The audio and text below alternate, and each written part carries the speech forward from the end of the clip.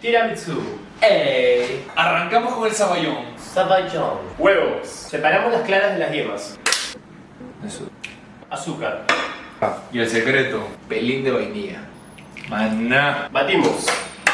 Hasta que está prendido, tranquilo. Mascarpone. Bate que bate.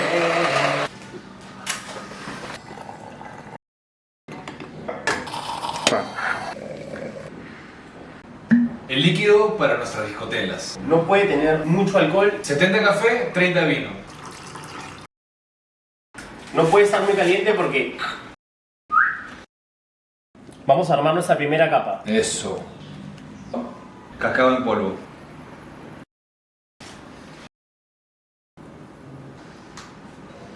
Lo dejamos reposar mínimo por 2 horas. Miren esa belleza. ¡Buenazo! Este para mí y este para ti.